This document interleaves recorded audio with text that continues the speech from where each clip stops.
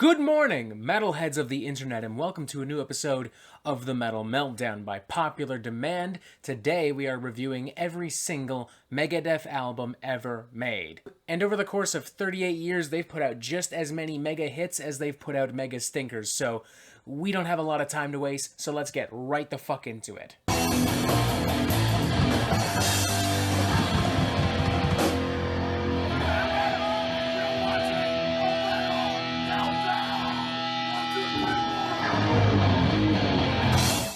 First up, we have their debut album, Killing Is My Business and Business Is Good, released June 12, 1985 via Combat Records. This album's kind of interesting. I mean, don't get me wrong, I don't expect perfection when it comes to debut albums. You know, often bands are still in their youth and still figuring out what they want to do, what they want to sound like, and when you're as young as Megadeth in the 80s, you're also probably drinking and smoking and fucking a lot, and, you know, I don't expect perfection. Let's just leave it at that. But I do expect, I don't know, competency. And this is a little wild, a little rambunctious, a little sloppy, a little chaotic, and all over the place. Which, in theory, sounds awesome, but in execution, it's just kind of awkward. Which isn't to say that there aren't genuine jams to be found on this thing, because there absolutely are. The title track being a great example, same with Skull Beneath My Skin, and the very tongue-in-cheek Nancy Sinatra cover of These Boots. But as a whole, the record is just a little too raw, and seems to lack any real cohesion. It is quite literally just 31 minutes of stupid guitar chaos, and it's pretty easy to see why this happened when you look into the actual background and the actual history of the development of this record. True story here, Megadeth actually fired the original producer of this album, opting to produce it themselves, but then spent nearly half the album's budget on food, alcohol, and drugs. And of course, let's not forget, Dave Mustaine might have still been a little salty following his, ill-timed departure from Metallica. It makes for a fascinating story, but not always a fascinating album, so I think I personally would feel comfortable giving this a 2.5 out of 5. A enthusiastic one, mind you, if you're a fan of just really sloppy old-school speed and thrash metal, but myself, I'm looking for something with a little bit more cohesion and maturity and intelligence. If I want to listen to just a bunch of stupid fucking street punks slam their fist on some fucking guitars, I'll walk outside. I live in Toronto. It's not hard to find that shit. I'd go as far as to say that of all the debut albums from all of the members of the Big Four, this is probably one of the weaker ones. Next up, we have Peace Sells But Who's Buying, released September 19th, 1986, via Capitol Records. And now we're inching a lot closer to the Megadeth that I love and admire with all my fucking heart. There is actual songwriting on this record. There is competent musicianship, great guitar solos, great riffs, great hooks, great melodies. The album is cohesive. It is concise. It feels like an album and not just a collection of crappy heavy metal demos. One chock full of certified motherfucking bangers. From Wake Up Dead, to The Conquering, to I Ain't Superstitious, to Bad Omen, to Devil's Island, to the thunderous and iconic title track, Peace Sells, But Who's Motherfucking Buying? It's just a fucking great record from start to finish. I mean, some songs are definitely a little stronger than others, but not to the point where I'm like, oh man, this thing is lame all of a sudden. No, it's just consistently great, all the way through. Peace Sells gets a 4 out of 5 for me. This is, I don't know, how many more times can I say it's a great album? Anna, how many more times do you think I can say this is a great album? At least 20 more times. At least 20 more times? Well, we'll settle for one more. This is a great fucking album. Also, shout out to Anna, literally sitting on the couch as I rant my fucking ass off about Megadeth. Hi. Hi! How are you? Alright. You doing alright? Just alright? Yeah, that's alright. She's just doing alright. Maybe she'll start feeling a little bit better than alright once we continue and get to more Megadeth. Is that fair to say? Sure. Hell yeah. And speaking of, we have So Far, So Good, So What, released January 19th, 1988 via Capitol Records. Definitely not as strong and not as consistent as Peace Sells, but Still a very interesting record because we're beginning to see Megadeth do a little bit more experimentation here. The lyrics are getting more political and more poignant. They're talking about freedom of speech and nuclear holocaust. The production is a little bit more raw, a little bit more grim. The band has the closest thing to a power ballad that I think any thrash metal band would ever put out, the track In My Darkest Hour. They indulge in some more punk rock flavors on the record as well, even going as far as to include a cover of Anarchy in the UK from the Sex Pistols, which truthfully I feel is a little tacked on, but hey, props to Megadeth for bringing in some fucking punk flavor, whatever. That's just inherently kind of cool. And of course, Dave Mustaine just continuously killing it in the riff department, namely on the track Set the World Afire, which I would argue is one of Megadeth's most underrated cuts. I would personally give this thing a 3.5 out of 5. Maybe not the most enthusiastic. Some of the material just isn't up to par in my opinion, but a 3.5 out of 5 nonetheless. And now this brings us to the King of the Mountain. Inarguably, so don't even try to, their best fucking record. A true heavy metal masterpiece. The one, the only, Rust in Peace. Released September 24th, 1990 via Capitol Records, Rust in Peace is Megadeth at their most creative, at their most triumphant, at their most pissed off. The songs are lyrically so bitter, so pungent, hands down some of Dave Mustaine's best lyrics ever. The songs that contain these lyrics are some of the biggest that Dave Mustaine has ever constructed. For the first time, too, it really feels like the entire band is on the same page as Dave Mustaine. Marty Friedman, who is now a legit guitar god, on par with Dave Mustaine, in particular, is on fire on this fucking thing. It's their best production, their best storytelling, their best musicianship, their best everything. Because it's their best album. Like, without fucking question. Anyone who says otherwise has not listened to this album. It's that fucking simple. Anna, what's your favorite Megadeth album? I would say Rest in Peace. Good. That's because she's listened to this album. She knows.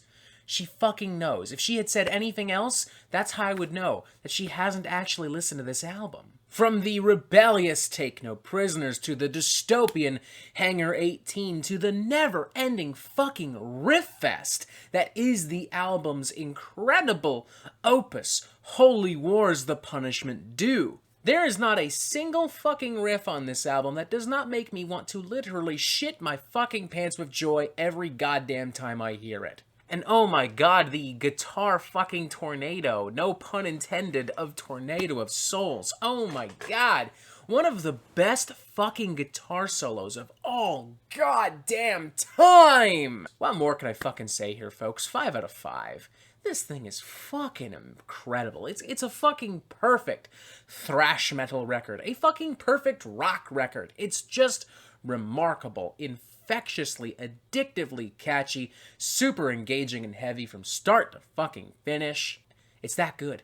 It's just that fucking good. I want to end the video right now just to listen to this fucking album. It is that fucking good.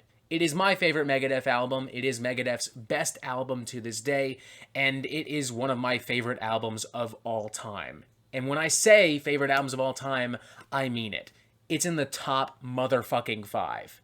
Guaranteed. And how do you follow a heavy metal masterpiece? It's simple. With another album, damn near close to being a heavy metal masterpiece. Holy shit. Megadeth were on a roll in the early 90s. Right now we're talking about Countdown to Extinction. Released July 14th, 1992, again via Capitol Records.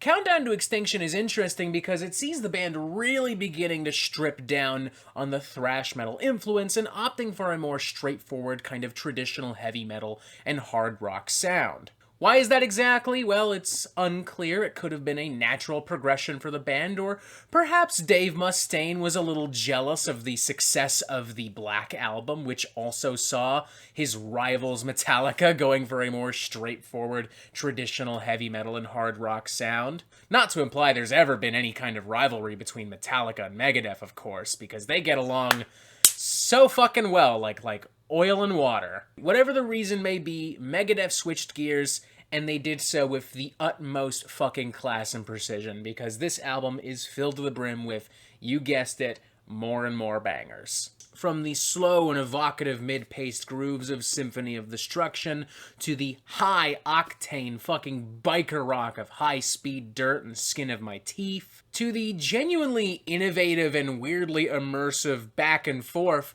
of Sweating Bullets. I mean, I can't really think of another song that so perfectly captures paranoia while remaining a relatively entertaining song. I would give this thing a 4.5 out of 5.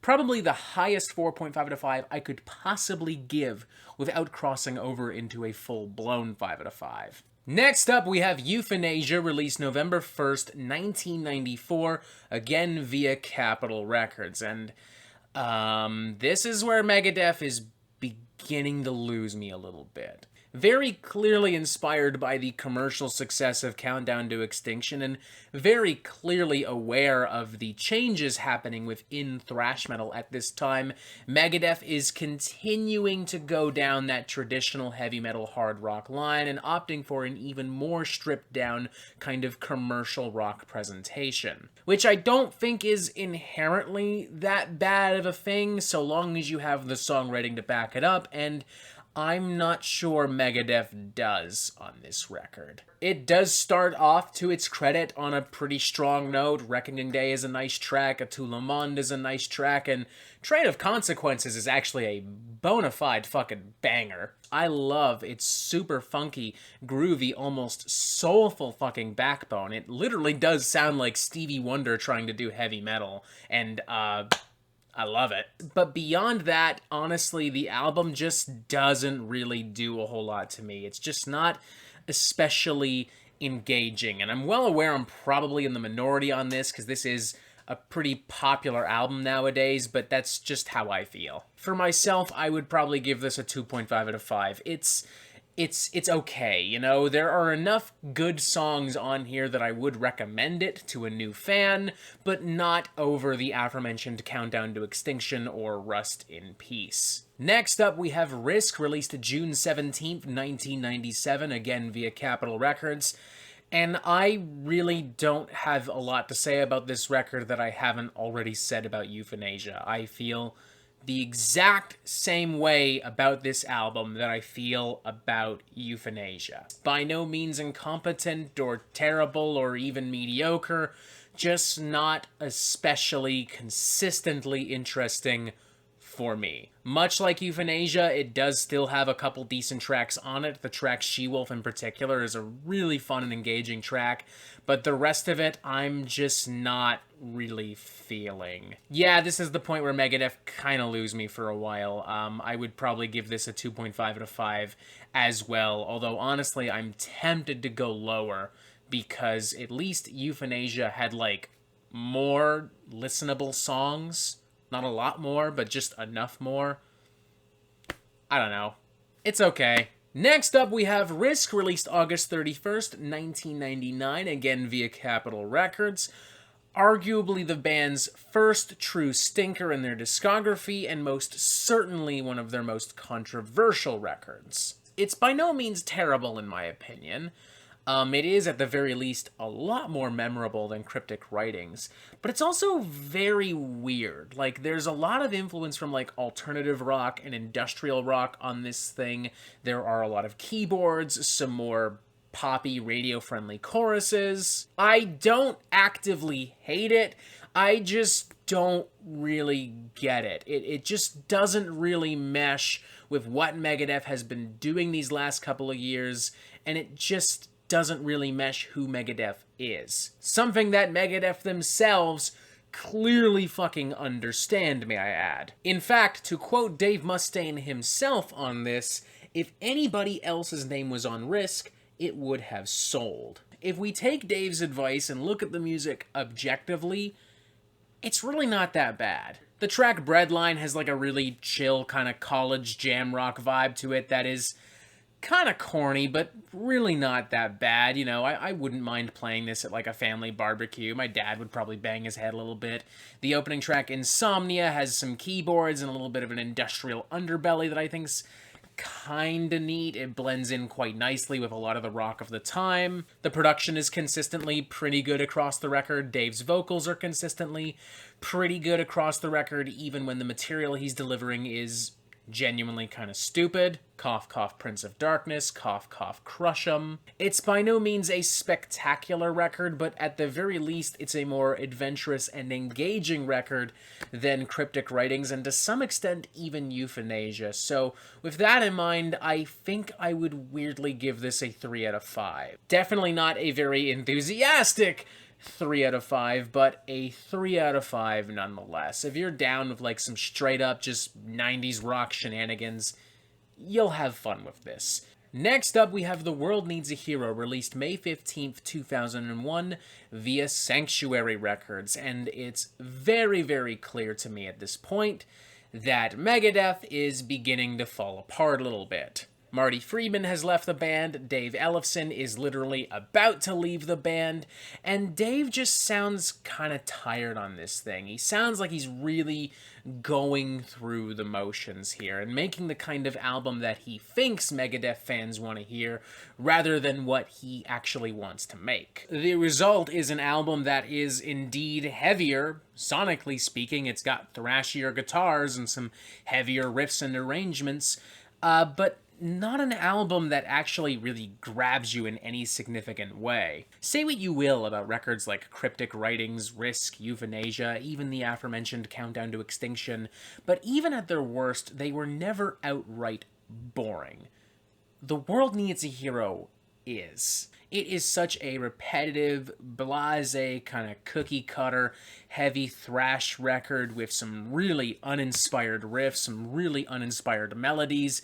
Dave Mustaine, once again, his heart and soul just isn't into it here.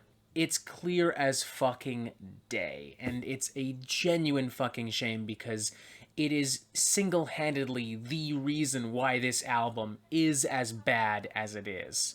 And with that in mind, let's not waste any more time. Let's just get right into the rating so we can move on. 1.5 out of 5.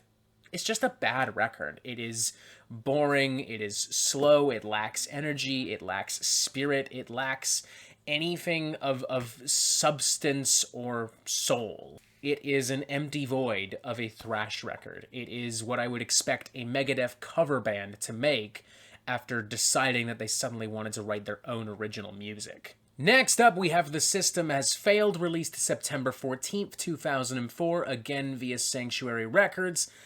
I mostly feel the same way about this album that I felt about The World Needs a Hero, but credit where it's due, objectively, it is probably the better of these two albums. It's not always the most present, but occasionally it is clear that there's a little bit of a fire lit under Dave Mustaine's ass this time around. The guitar solos are a little bit more pronounced, the riffs are a little bit stronger, and the album feels a little bit more cohesive and energetic in comparison to The World Needs a Hero. Is the songwriting up to par?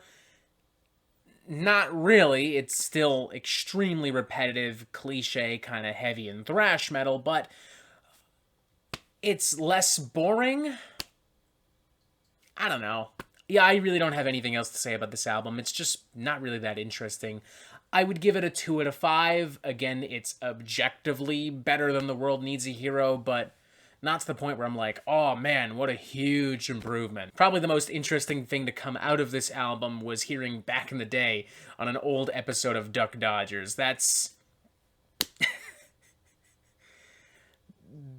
That was incredible. I mean, okay, it was stupid as fuck, but stupid in the best possible way. Next up, we have United Abominations, released May 15th, 2007 via Roadrunner Records, and finally, Megadeth releases something that is not only competent, but consistently entertaining.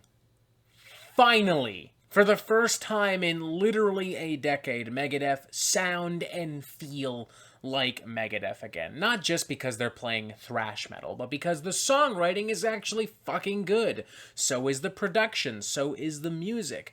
There's actual heart and soul being put into this fucking thing, making for some seriously venomous and provocative material, from Sleepwalker to Never Walk Alone to their new version of Atula Mond featuring Christina Scabia from Lacuna Coil, and the unsurprisingly controversial cuts like Gears of War and Washington is Next and America Stan. Yeah, some of Dave's more questionable conservative politics are beginning to rear their head into the music, but hey, at the very least, it clearly shows that Dave Mustaine gives a fuck. Finally, so I'll let it slide. I would give this thing a 4 out of 5, man. It's a great record from start to finish, perhaps one of the stronger thrash records to come out of the 2000s and from these older thrash bands.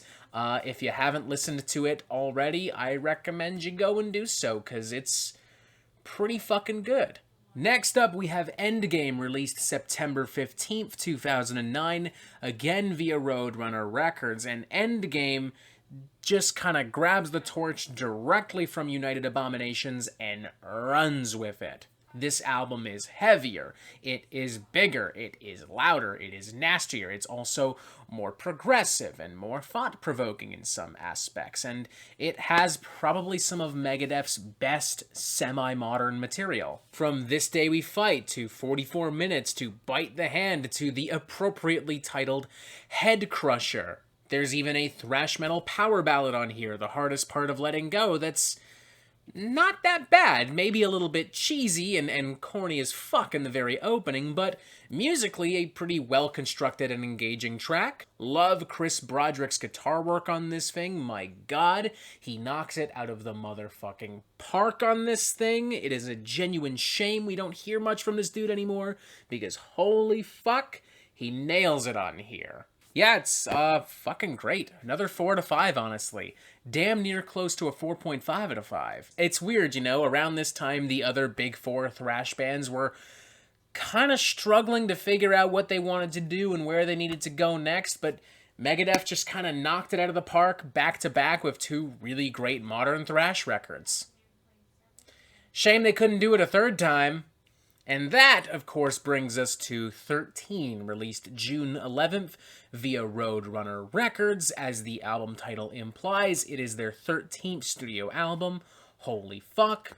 And it's pretty fucking lame. Not just because of the music itself, which is a return to the tired hard rock and heavy metal of cryptic writings and Risk and The World Needs a Hero, but because it's also kind of blatant false advertising. This isn't really an original studio album. It's a glorified compilation of like B-tracks and B-sides and old covers that just haven't really been on an official release, and now they've been reworked and reimagined, and it's pretty fucking lazy.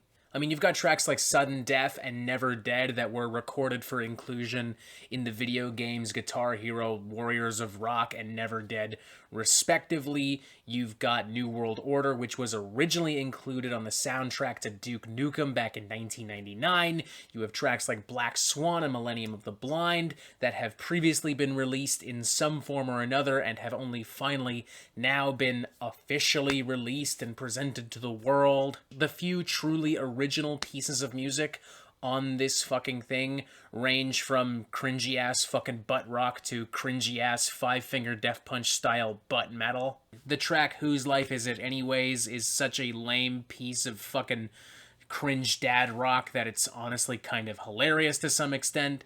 And then there's Public Enemy #1, which is like this super fucking edgy biker rock anthem. Dave's vocals are also noticeably starting to take a genuine hit on this record, age clearly catching up with him. He's never had the voice of an angel per se, but at the very least he could carry a melody, and he's visibly having trouble doing exactly that on this record. Yeah, this thing it fucking sucks. I would honestly give this a 1 out of 5. I think this is a terrible fucking record. I remember when it came out, it was pretty well received, and I think all things considered, Megadeth fans still look back on it semi-fondly, but I think it's fucking shit. And speaking of fucking shit, Super Collider, released June 4th, 2013, via Tradecraft and Universal Records. Wow, this thing fucking sucks. Megadeth, for lack of a better term, went full-blown dad rock on this fucking thing. It is a pathetic, cringeworthy piece of fucking hard rock tripe, pandering to boomers who just can't accept the fact that it's not the early 80s, it's not the 70s anymore. It is ridiculous. It is corny as holy fucking hell. Their worst songwriting ever. Their worst songcraft ever. I especially feel bad for Dave Ellefson. I mean, he finally returns to Megadeth after all these years, and not only was he forced to contribute to 13, but now he's on possibly one of the worst rock albums of the 2010s. The title track Super Collider to this day has one of the most obnoxious and irritating lead hooks that I've ever heard on like a mainstream rock song. There's a really crappy Thin Lizzy cover. There's a really crappy vocal duet with David Draymond on here. I don't know what the fuck Megadeth was thinking when they put this album together, but I know exactly what I'm thinking right now. I'm thinking this is an insulting piece of just boomer dad rock fucking garbage. If I, right now, had to pick between re-listening to this album or contracting salmonella and dying, I would go over to my sink where I am currently defrosting some raw chicken. I would bite directly into it. I would contract salmonella of my own free will and fucking die. I fucking hate this fucking record. 0.5 out of 5, a truly insulting piece of garbage. And finally, this brings us to Dystopia, released January 22nd, 2016 via Tradecraft and Universal once again. I was very worried when this album came out. I remember I hadn't heard any of the promo singles, and I had heard that Chris Broderick and Sean Drover had left the band because they were so upset with what happened with Super Collider. And I was excited at the same time because they brought in Chris Adler and Kiko Loureiro, but at the same time still like really fucking worried. I wasn't really sure what to expect, and in retrospect, I don't think any of us were, and for this reason, Dystopia was immediately hailed as some kind of return to form, simply because it was objectively better than Super Collider. Credit where it's due, it most certainly is, without question, but would I go as far as to call it a good album? Not quite. Which isn't to say that there aren't good things on the record. Kiko Loureiro and Chris Adler, for instance, just knock it out of the fucking park on this thing. They are clearly what Megadeth needed for this album. Some of the songs are pretty good, like Poisonous Shadows is alright. There's a Fear cover, Foreign Policy, that's alright. The title track, Dystopia, has a pretty nasty fucking groove in it.